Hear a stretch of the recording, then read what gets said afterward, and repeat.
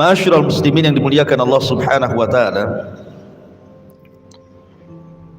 ketika Nabi sallallahu alaihi wasallam mengalami kekalahan di Uhud dan banyak para sahabat menjadi korban di perang Uhud dan mati syahid, sekitar 70 syuhada Uhud mati di perang Uhud. Maka tepat di bulan Safar pada tahun 4 Hijriah, di sini banyak peristiwa. Salah satunya adalah peristiwa yang kita akan kisahkan, Sariyatu Ar-Raji. Sariyah itu satu pasukan yang tidak dipimpin Nabi. Jadi suatu ketika dikisahkan, datang dari kabilah Idhal dan Qarah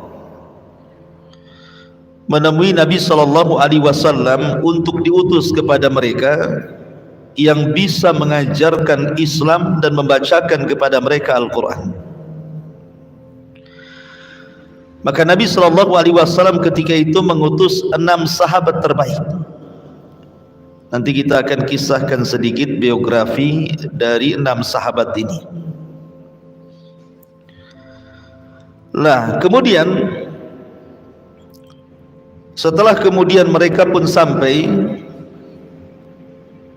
di tujuan, tiba-tiba kemudian mereka dikhianati. Akhirnya terjadilah pembunuhan terhadap 6 sahabat ini dan terjadi pembantaian di sumur namanya Raji. Siapa sahabat-sahabat ini? Bagaimana kisah pembantaiannya? Ini yang menarik kita akan bahas di malam hari ini. Ma'asyiral muslimin yang dimuliakan Allah Subhanahu wa taala. Pertama sahabat yang diutus Nabi sallallahu alaihi wasallam adalah Marsad ibn Abi Marsad. Marsad ibn Abi Marsad, dan dia termasuk orang yang awal-awal masuk Islam. Dia mengikuti 2 peperangan besar. Pertama perang Badar dan yang kedua perang Uhud. La Marsad ini, ma'asyiral muslimin yang dimuliakan Allah Subhanahu wa taala, dia adalah Marsad ibn Abi Marsad ibn Husain dari Bani Ghinah,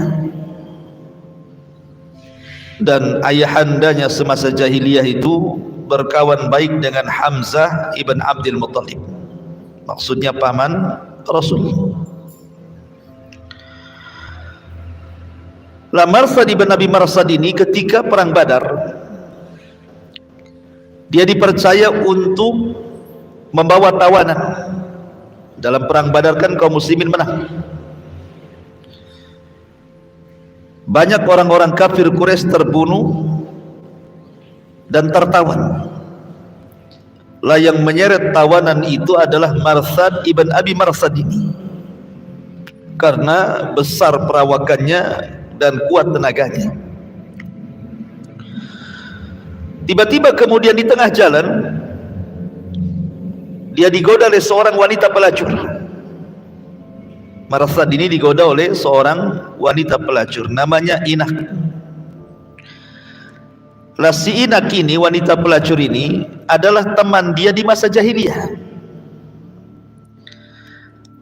Akhirnya kemudian wanita ini mengajak berzina dengan Marsad, tapi Marsad karena sudah masuk Islam, tahu dosa zina, takut melakukan dosa besar, dia pun menyingkir dari wanita itu. Kemudian menghadap Nabi sallallahu alaihi wasallam. Karena ada perasaan suka, maka dia meminta izin kepada Nabi sallallahu alaihi wasallam untuk menikah dengan wanita pezina ini. Dari situlah kemudian turun ayat Az-zani la yankihu illa zaniyatan aw musyrikatan wazaniyatu la yankihuha illa zanin aw musyrikin wa harrama dzalika 'alal mu'minin. Laki-laki pezina tidak boleh menikah kecuali dengan wanita pezina atau musyrik, dan wanita pezina tidak mungkin menikah kecuali dengan laki-laki pezina atau musyrik, dan yang demikian itu diharamkan kepada orang-orang yang beriman. Turun ayat ini kepada Marsad ibn Abi Marsad. Marsad ini satu di antara 6 sahabat yang diutus dalam Sariyatul Raji ini. Ini satu sahabat. Kita sikit-sikit saja ya, karena juga pembahasannya panjang masalahnya. Kemudian yang kedua, sahabat namanya Khalid ibn Bukair al-Laythi. Khalid ibn Bukair al-Laythi, sama dia termasuk as-sabiqun al-awwalun, sahabat-sahabat yang awal-awal masuk Islam, dan dia juga sama terlibat dalam perang Badar. Dan ingat, orang-orang yang terlibat dalam perang Badar itu punya keutamaan. Salah satunya Nabi SAW mengatakan, siapa yang perang Badar itu, i'malu ma syi'tum faqad ghafartu lakum, berbuatlah sekehendakmu karena Allah sudah mengampuni dosa-dosa kalian. Jadi memang Ashabul Badar, orang yang terlibat dalam perang Badar ini ada keistimewaan sendiri dari Nabi sallallahu alaihi wasallam. Lah dia pun hijrah bersama saudaranya ke Yathrib, kemudian dipersaudarakan oleh Nabi sallallahu alaihi wasallam dengan Zaid, dan dia pun ikut perang Badar, kemudian ikut perang Uhud, dan terlibat dalam pengutusan Sariyah dalam Sariyatul Raji yang kita ceritakan ini. Itulah Marsad ibn Abi Marsad ini. Kemudian yang ketiga, Asim ibn Thabit ibn Abil Afrah. Ini yang menarik kita kisahkan, Asim ibn Thabit ini. Asim ibn Thabit ibn Abi Aflah ini, dia sahabat Ansar, dan dia dari Aus. Dia salah satu yang ikut pembaiatan Aqabah. Sudah saya ceritakan Aqabah yang pertama, Aqabah yang kedua, mudah-mudahan masih ingat. Dan dia pun terlibat dalam perang Badar dan perang Uhud. Dia salah satu orang yang mati syahid pada Sariyatul Raji yang kita akan kisahkan ini. Masalahnya begini, yang menarik dari kisah Asim ibn Thabit ini, dia kan dipenggal kepalanya. Kemudian orang-orang yang memenggal kepala Asim ibn Thabit ini ingin menyerahkan kepalanya kepada seorang wanita, yang wanita ini merasa dendam karena saudaranya terbunuh dalam perang Badar. Wanita ini bersumpah untuk menggunakan kepala Asim ibn Thabit ini, kemudian batok kepalanya digunakan untuk minum khamar. Itu sumpahnya wanita itu. Jadi ketika Asim ibn Thabit ini meninggal dunia, dan ketika jasadnya mau diambil, mau diserahkan dan mau dijual ke wanita yang fajir itu, yang fasik, yang kafirah itu, tiba-tiba datang tawon dari mana-mana, lebah dari mana-mana, dan melindungi jasadnya, sehingga orang-orang musyrik ini tidak bisa mengambil jasadnya. Akhirnya mereka pun menunggu sampai pagi hari, mudah-mudahan lebah dan tawon itu hilang dan mereka bisa mengambil jasadnya dan bisa menjual jasadnya ke wanita kafirah itu. Tetapi Allah takdirkan turun hujan, kemudian membawa banjir lumpur. Jasadnya dibawa lumpur, kemudian hilang entah berantah kemana.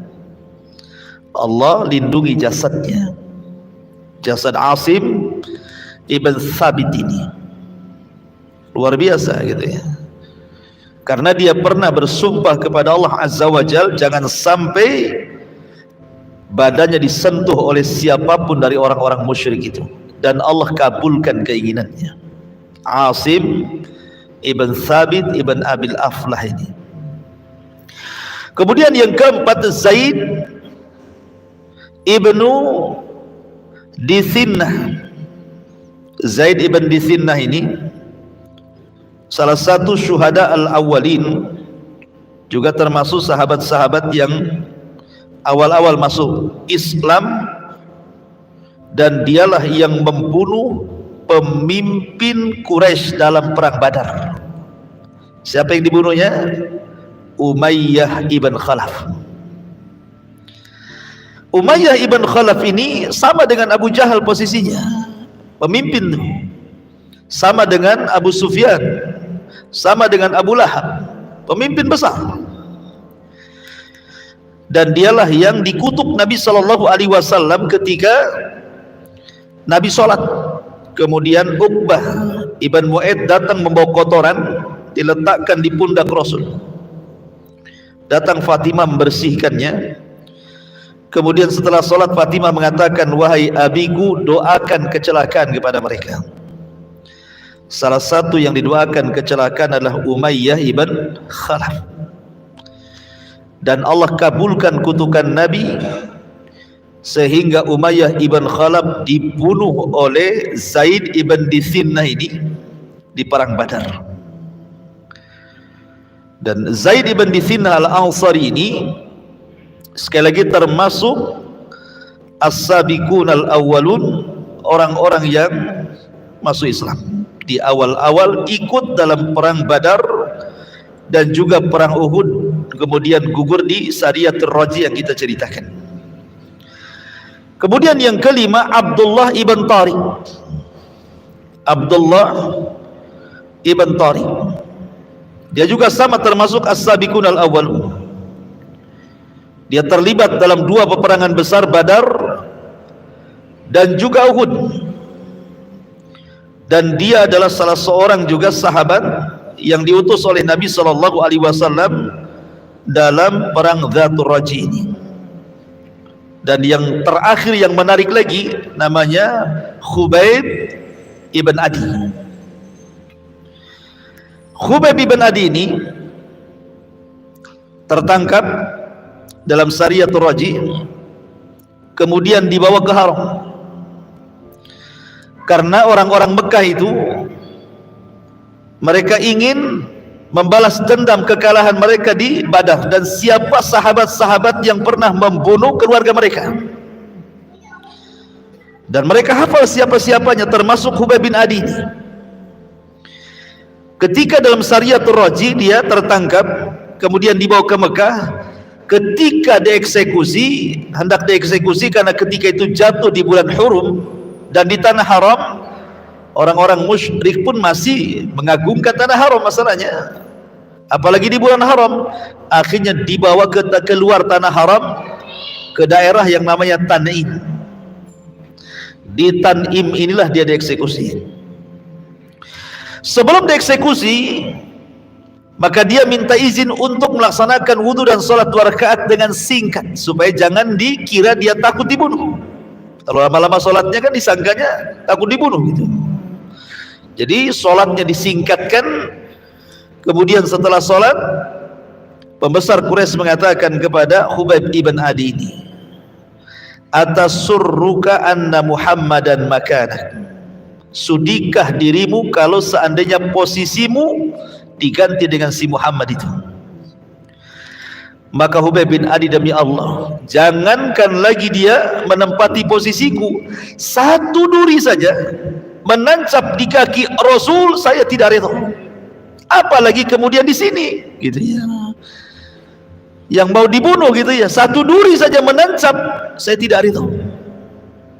Lihat bagaimana para sahabat menebus jiwa mereka karena kecintaan mereka kepada Rasul, bukan isapan jempol belaka, betul-betul dibuktikan dalam perbuatan. Akhirnya Khubayb ibn Adi pun membaca Al-Quran dan terus membaca Al-Quran. Diputus tangannya, baca Quran, putus tangan kirinya baca Quran, diputus kakinya baca Quran, kepalanya pun terputus baca Quran sampai meninggal. Khubayb bin Adi.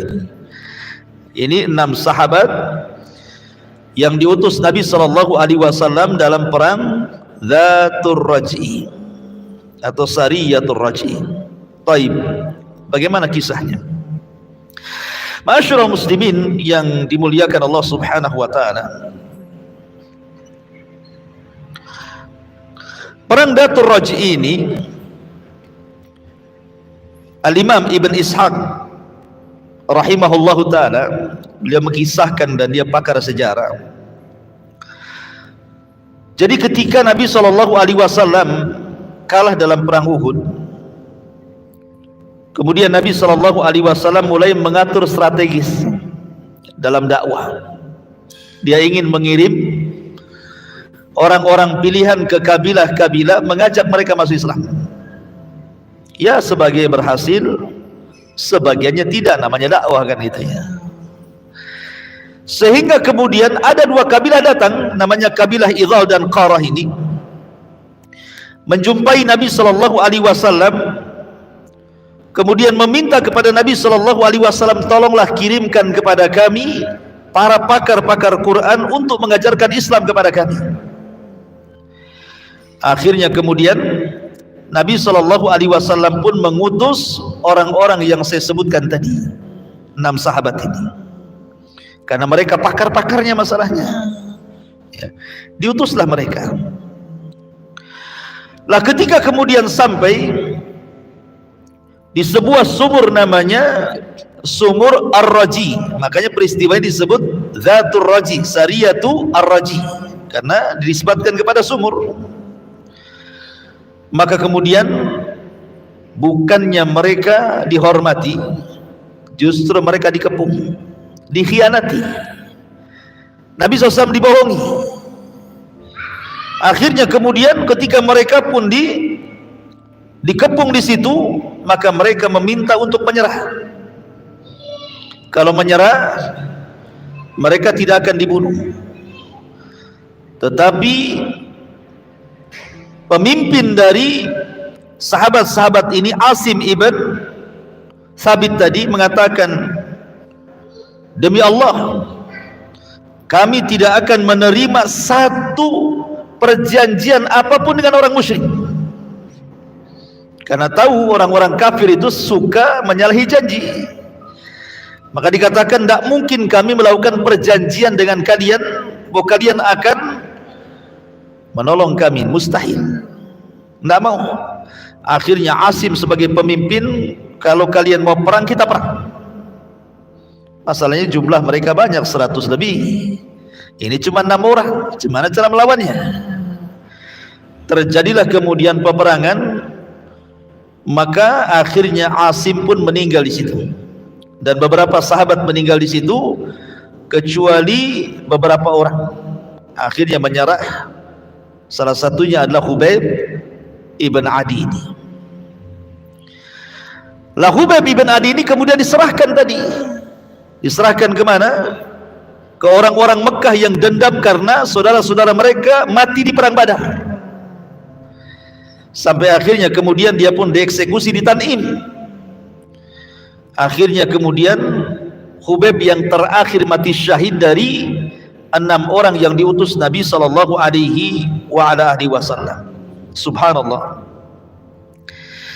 Ketika eksekusi Khubayb ibn Adi ini, ada orang musyrik hadir di situ. Salah satunya adalah Sa'id ibn Amir Al-Jamhi. Sa'id ibn Amir Al-Jamhi itu ikut menyaksikan dalam eksekusi siapa? Khubayb ibn Adi di Tan'im itu. Dia terpengaruh dengan doanya Khubayb, karena sebelum dibunuh Khubayb ini berdoa. Doanya persis seperti doa Nuh alaihi salatu wassalam. Apa doanya Nabi Nuh alaihi salatu wassalam? Nuh mengatakan, Rabbi inni maghlubun fantasir. Ya Rabb, aku sudah dikalahkan, tolong aku. Maka Khubayb bin Adi mengatakan, Allahumma la tahsihim adada waqtul badada. Dia mengatakan, ya Allah, jangan kau perbanyak jumlah mereka, binasakan mereka semua, jangan kau sisakan, katanya. Doa ini terekam oleh namanya Sa'id ibn Amir ini, yang menyaksikan eksekusi dan masih musyrik dia. Sebab itulah dia masuk Islam. Sa'id ibn Amir ini masuk Islam karena terpengaruh dengan ucapan siapa? Hubayb ibn Adi. Dan dia baik Islamnya. Lah di zaman Khalifah Umar, Sa'id ibn Amir ini dijadikan gubernur Syam karena baik Islamnya. Kemudian dia pun terkenal zuhud dan wara. Nasihat-nasihatnya itu sangat bagus sekali, penuh dengan syarat dengan hikmah, sampai Umar terpengaruh. Akhirnya Umar menghendaki Sa'id ibn Amir ini digunakan atau dijadikan, diangkat menjadi gubernur di Syam. Tiba-tiba kemudian orang-orang Syam demo sama Umar tentang kepemimpinan Sa'id ibn Amir ini. Ada catatan, kan Umar ini kan meminta kepada masyarakat Syam, karena ketika itu kan terjadi pacaklik hebat, kelaparan, kemiskinan di mana-mana. Jadi Umar bin Khattab ini kemudian meminta agar nama-nama orang miskin itu dicatat semuanya, biar tahu berapa jumlahnya kan. Rupanya dari sekian nama orang-orang miskin itu ada pula nama Sa'id ibn Amir di situ, gubernurnya. Subhanallah gitu. Coba kalau antum data orang-orang miskin, kira-kira masuk nggak wali kota di situ tuh? Nggak ada kan? Ini gubernur masuk dalam deretan orang-orang miskin. Nah, bayangkan. Amir ibn Sa'id ibn Amir ini. Akhirnya Umar bin Khattab radhiyallahu anhu pun kaget gitu, kenapa ada nama gubernur di sini? Ceritanya panjang. Yang ingin saya ceritakan, rupanya Sa'id ibn Amir ini diprotes sama rakyatnya. Jadi Umar bin Khattab bertanya, apa protes kalian terhadap gubernur kalian ini? Satu katanya, dia itu kalau keluar siang-siang saja, kalau malam tak mau keluar. Dan kalau kami pun datang malam-malam nggak mau diganggu dia. Masa gubernur kayak gitu katanya. Satu kan. Yang kedua, setiap 1 minggu ada 1 hari dari pagi sampai malam nggak keluar dia. Coba bayangkan ya, diprotes tuh. Kemudian yang ketiga, ini gubernur kami ini aneh. Kalau seandainya dia di tengah-tengah terik matahari, tiba-tiba jatuh pingsan katanya. Kata Umar bin Khattab, baik, saya akan interogasi gubernur kalian, datangkan Sa'id ibn Amir kepada saya, katanya. Didatangkanlah Sa'id ibn Amir kepada Umar. Ya Sa'id, saya dengar rakyatmu memprotes 3 poin, katanya. Ya, ada apa wahai Amirul Mukminin? Pertama, kau ini kalau menemui rakyatmu siang saja, malam tak mau temui, katanya. Yang kedua, seminggu sekali malah engkau nggak bisa ditemui dari pagi sampai malam, katanya. Yang ketiga, kamu itu kadang-kadang pingsan, ada apa kan, katanya. Kata Sa'id ibn Amir, saya jawab wahai Amirul Mukminin, ya. Yang pertama, adapun kenapa saya keluar siang dan tidak keluar malam, karena malam itu adalah hak aku dengan Robku, jangan ada yang ganggu. Kalau siang adalah hak diriku dan rakyatku. Aku kalau malam tahajud, baca Quran, zikir, makanya saya tidak mau diganggu. Kalau sekarang kan tidak, siang malam sama aja kalau pemimpin. Siang ke kantor, malam kuliner. Kan itu ya. Iya. Kemudian seminggu sekali, kenapa saya dari pagi sampai malam saya nggak keluar? Ya Amirul Mukminin, saya ini punya pakaian satu, tidak mungkin tidak dicuci 1 minggu. Saya harus cuci pakaian. Pakaiannya orang dulu kan menggunakan ihram, antum tahu orang ihram? Nah, seperti itulah pakaiannya orang dulu. Saya harus cuci pakaian itu, tidak mungkin saya keluar telanjang. Saya harus cuci, saya akan jemur, baru kemudian besok saya pakai lagi, minggu depan saya cuci lagi. Bayangkan, pemimpin zaman sekarang, jangan antum hitung pakaiannya, hitung lemarinya. Hitung lemarinya, ya kan? Pakaiannya nggak usah hitung pakaian, lemarinya saja. Ya, kalau sudah banyak lemari, banyaklah pakaiannya di situ. Adapun kenapa yang ketiga ini yang kaitannya dengan cerita Khubayb bin Adi. Kalau aku tersengat matahari, aku selalu terbayang bagaimana penyiksaan orang-orang musyrik kepada Khubayb bin Adi yang aku saksikan kala itu. Bagaimana Khubayb diikat dalam tiang, kemudian matahari di atas kepalanya. Tiba-tiba dia berdoa kepada Allah, Allahumma ahsi adada waqtul badada. Ya Allah, sedikitkan jumlah mereka, bunuh mereka, jangan kau sisakan, katanya. Kalau aku teringat dengan doanya Khubayb ibn Adi, wahai Amirul Mukminin, aku tidak tahan, aku pun pingsan. Inilah siapa? Sa'id ibn Amir ini yang menyaksikan eksekusinya Khubayb ibn Adi radhiyallahu anhu. Ini satu kisah yang disebut dengan Sariyatul Raji' namanya, ya. Ini satu kisah. Kemudian kisah yang kedua. Kisah yang kedua tak kalah menariknya. Kisah yang kedua disebut dengan kisah Sumur Ma'unah, Bi'rul Ma'unah namanya. Baru saja Nabi SAW sedih dengan kematian 6 syuhada ini. Sedih Nabi SAW, bagaimana tidak? Dikhianati.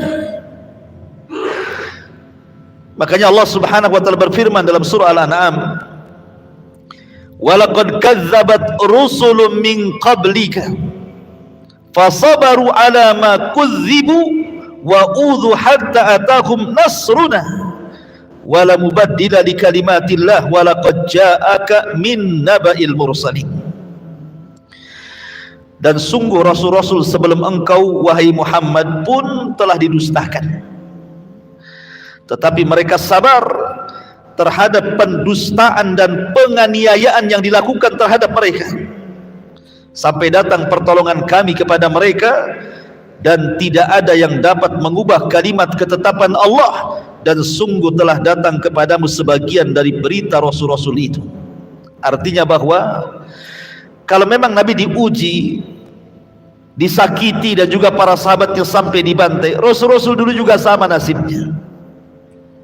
Bagaimana Zakaria dipenggal kepalanya, bagaimana Zakaria digergaji, bagaimana Yahya dipenggal kepala, bagaimana seorang nabi dikubur hidup-hidup, dan begitu seterusnya. Itu sudah dialami oleh pendahulu-pendahulu. Lah dalam perang Ma'unah ini, ma'asyiral muslimin yang dimuliakan Allah Subhanahu wa taala, sebelumnya Nabi SAW mendapatkan hadiah dari Abul Bara ibn Malik yang kunyahnya disebut Mulaibul Al-Sinah. Abu Bara ibn Malik ini, Abu Bara bin Malik, dia memberikan hadiah kepada Nabi SAW lewat pamannya, namanya Asad ibn Ma'unah. Paman daripada Abi Bara ibn Malik membawa hadiah kepada Nabi SAW. Jadi Rasul itu kan senang, walaupun dia orang kafir, tetapi kan tidak memusuhi, bahkan ngasih hadiah kan gitu. Tetapi hadiah itu ditolak oleh Rasul. Kemudian Abul Bara ini, Amir ibn Malik ini, akhirnya kemudian datang kepada Nabi SAW. Amir ibn Malik atau kunyahnya Abu Bara. Kemudian Rasul menawarkan untuk masuk Islam, tapi dia menolak. Tetapi anehnya, walaupun demikian, Abu Bara Amir ibn Malik ini meminta kepada Rasul untuk diutus beberapa orang yang bisa berdakwah dan mengajarkan Islam. Sama dengan kisahnya Sariyatul Raji tadi, di tahun yang sama, 4 Hijriah. Jadi berdekatan waktunya itu. Nabi SAW pernah sempat khawatir dan mengatakan, inni akhsha alaihim ahlan Najd. Kayaknya nggak bisa lah Saya takut sahabat-sahabat ini diutus ke sana tiba-tiba dibunuh oleh orang-orang jahat jadi itu. Tetapi kata Abul Bara, ana lahum jarun, kupastikan mereka akan selamat karena aku yang melindungi mereka. Karena Abul Bara, Amir ibn Malik ini kan pemimpin, sehingga Rasul akhirnya percaya karena orang Arab itu sangat menghargai perlindungan masalahnya walaupun dari orang kafir. Diutuslah lebih banyak daripada Sariyatul Raji. Kalau Sariyatul Raji kan 6 orang, ini diutus 70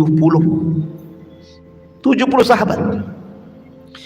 Mereka ahli-ahli ibadah, qurra, pakar-pakar Quran. Memang orang-orang pilihan Nabi SAW itu 70 orang ini. Terjadi perselisihan antara Imam Bukhari dan Imam Muslim. Kalau Imam Muslim memberikan alasan sebab pengutusan Nabi SAW adalah karena permintaan mereka orang-orang itu supaya diutus 70 orang pengajar Islam dan pengajar Quran. Tapi Imam Bukhari mengatakan tidak, bahwa sebabnya karena mereka meminta bantuan karena akan diserang musuh-musuh mereka. Maka Rasul mengirim orang-orang ini. Tetapi riwayat yang masyhur bahwa Abul Bara Amir ibn Malik ini meminta kepada Nabi SAW untuk diutus kepada mereka para pendakwah Islam. Itu yang masyhur kisahnya. Maka kemudian Nabi SAW pun mengutus 70 orang, di antaranya Al-Haris, kemudian Ibn Sammah, kemudian Haram ibn Milhan, kemudian Urwah ibn Asmah, kemudian Nafi ibn Badil, kemudian Amir ibn Fuhairah dan yang lainnya. Intinya jumlahnya 70 orang lah gitu ya. Berangkat 70 orang ini. Ketika sampai di sebuah sumur namanya Maunah, makanya peristiwanya disebut sumur Maunah. Ketika sampai di sumur Maunah itu, akhirnya kemudian pemimpin mereka diutus kepada kabilah untuk dikirim surat bagaimana pengajakan Nabi kepada Islam. Tetapi kemudian utusan ini malah dibunuh. Haram ibn Milhan, salah satu dari syuhada sumur Maunah ini, dibunuh oleh anak dari atau keponakan daripada Abul Bara Amir ibn Malik yang minta diutus. Ponakannya jahat, namanya Amir ibn Tufail namanya. Kata Amir bin Tufail, tidak, saya tidak redha paman saya melindungi mereka, katanya.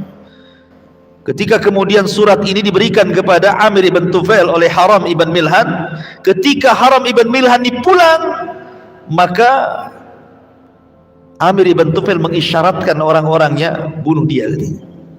Maka dibunuhlah dengan tombak dari belakang, pengecut.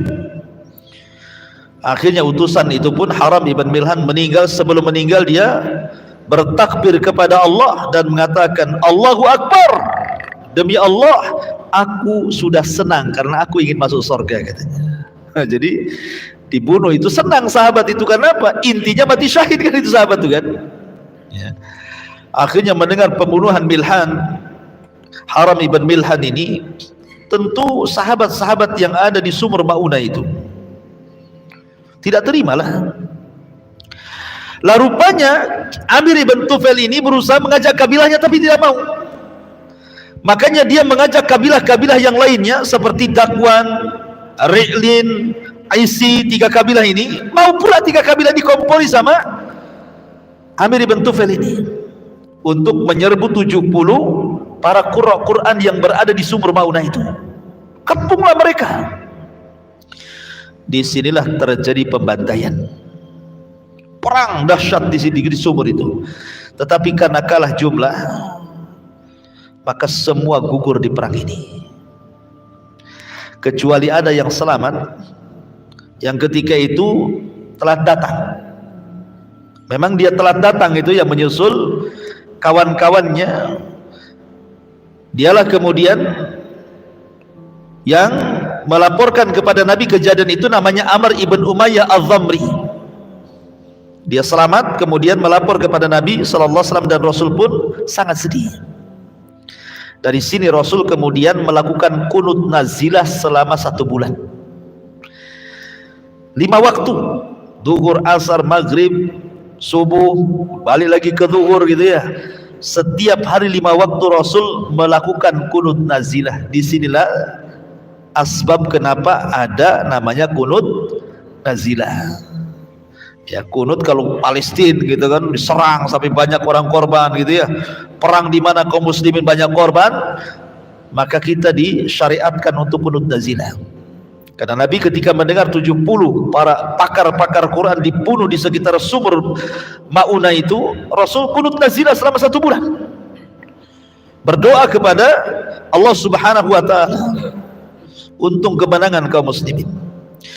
Lah tentu ketika pembunuhan sahabat-sahabat ini oleh Amir ini, Ibn Tufail ini, Abul Bara, Amir ibn Malik yang mengundang mereka tentu menyesal. Kenapa tidak bisa melindungi? Maka dia dendam sama ponakannya. Diutusnya Rabi'ah, anaknya, untuk membunuh Amir ibn Tufail ini. Karena merasa bersalah kan itu ya. Tapi masalahnya ketika ditikam masih hidup dia. Sehingga ketika dia masih hidup terluka, dia pun mengarah ke Madinah ingin membunuh Rasul. Di tengah jalan dia mampir kepada serumah seorang wanita tua. Rupanya wanita tua ini punya penyakit menular. Kemudian menularlah penyakitnya kepada Amir ibn Tufail ini. Sebelum sampai di Madinah, di tengah jalan di padang pasir dia mati. Ya. Dan inilah peristiwa ini, ikhwatul fillah muliakan Allah Subhanahu wa ta'ala, disebut peristiwa Sariyatul Ma'unah namanya. Kalau saat yang pertama Sariyatul Raji, dan yang peristiwa ini disebut Sariyatul Ma'unah. Ini diantara 2 tragedi yang terjadi. Baru setelah itu ada kasus baru di mana orang-orang Yahudi Bani Nadir ini yang terikat perjanjian piagam Madinah berkhianat. Kemudian mereka berkumpul, kemudian mereka pun berusaha untuk rapat bagaimana caranya membunuh Nabi SAW. Jadi rapat mereka itu dalam rangka pembunuhan terhadap Nabi. Makanya kemudian ketika mereka rapat di situ, Allah Subhanahu wa ta'ala permisalkan mereka seperti syaitan. Allah Subhanahu wa ta'ala berfirman, kamatsalis syaitan. Mereka seperti syaitan, kata Allah Subhanahu wa ta'ala, karena mereka sudah nggak bisa lagi berpikir gitu, bagaimana caranya membunuh Rasul saja. Padahal mereka terikat dengan perjanjian ini, Bani Nadir ini. Akhirnya kemudian salah seorang di antara mereka meminta jangan, tetapi mereka tetap saja merencanakan pembunuhan Nabi SAW. Maka dijelaskan, berdirilah orang yang paling jahat di antara mereka. Ada yang mengatakan namanya Amr ibn Jahash. Dia siap melakukan pembunuhan itu dan siap melukai Rasul dengan cara membawa batu dari atas rumah di mana Rasul lagi duduk di bawah, maka akan ditimpakan sama batu. Itu cara pembunuhannya. Karena bagaimanapun Rasul kan kemana-mana ada Bakar, Umar, susah ya. Mau membunuh Rasul itu susah kalau terang-terangan gitu ya. Sehingga mereka akan membunuh Rasul secara pengecut. Jadi di mana biasanya duduk-duduk Nabi di situ, di rumah siapa, maka orang Yahudi ini, Bani Nadir, akan naik di atas rumah membawa batu besar, nanti mau ditimpakan di kepalanya gitu ya. Tetapi niat mereka itu dibocorkan. Datang Jibril memberitahu Nabi SAW. Kemudian ketika itu Nabi SAW tidak jadi datang ke situ, justru mempersiapkan pasukan untuk mengepung Bani Nadir. Sebelum Rasul datang ke Bani Nadir, pemimpin munafik namanya siapa? Abdullah ibn Ubay datang menemui Bani Nadir, ngompori mereka. Padahal Bani Nadir sudah ketakutan. Ya, Huyai ibn Akhtab itu sudah ketakutan tuh pemimpinnya. Tetapi kemudian orang munafik ini ngompori mereka. Makanya Allah Subhanahu wa taala kemudian firmankan, "Alam tara ilal ladzina nafaqu yaquluna li ikhwanihim alladzina kafaru min ahlil kitab la in ukhrijtum lanakhrujanna ma'akum wa la nuti'u fikum ahadan abada wa in qutiltum lanansurannakum wallahu yashhadu innahum lakadzibun." Apa kata Allah menggambarkan ini orang munafik yang menghasut orang-orang Yahudi ini? Tidakkah engkau memperhatikan orang-orang munafik yang berkata kepada saudara-saudaranya yang kafir dari antara ahli kitab, sungguh jika kamu usir, niscaya kami pun akan keluar bersama kalian, dan kami selamanya tidak akan patuh kepada siapapun demi kalian, dan jika kalian diperangi pasti kami akan membantu kalian, dan Allah menyaksikan bahwa mereka para pendusta. Bani Nadir sebenarnya sudah ketakutan, tetapi kemudian dikompori sama orang-orang munafik. Tenang, lawan saja, nanti kalau kalian lawan kami siapkan pasukan besar, kita lawan sama-sama. Ketika betul-betul pasukan sampai, tidak ada satupun orang munafik yang hadir.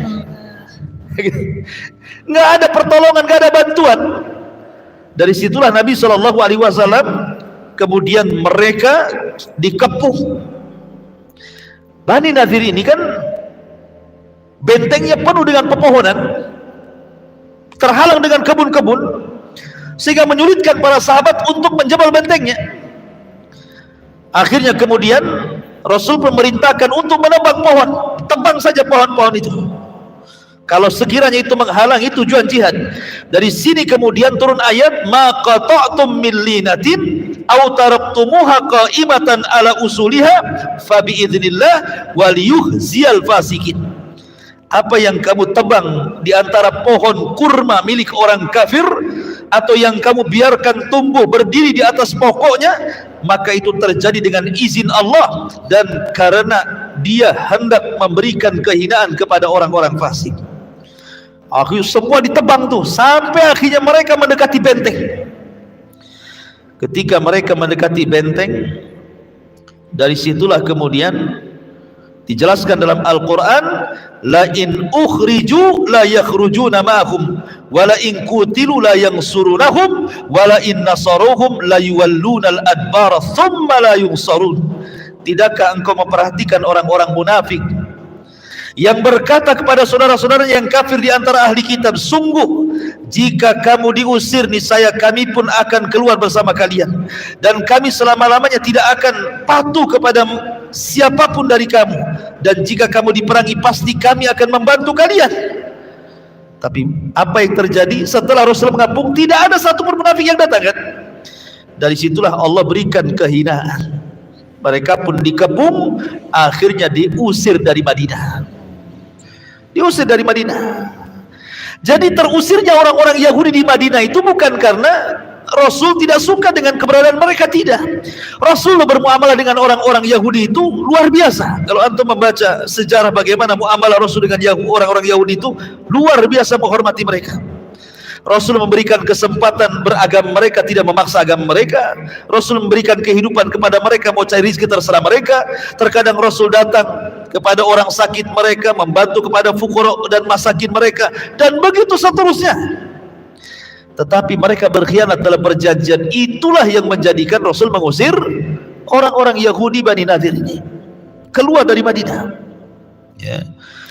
Dari sini ma'asyiral muslimin yang dimuliakan Allah Subhanahu wa taala, bahwa Nabi selalu mendapatkan ujian.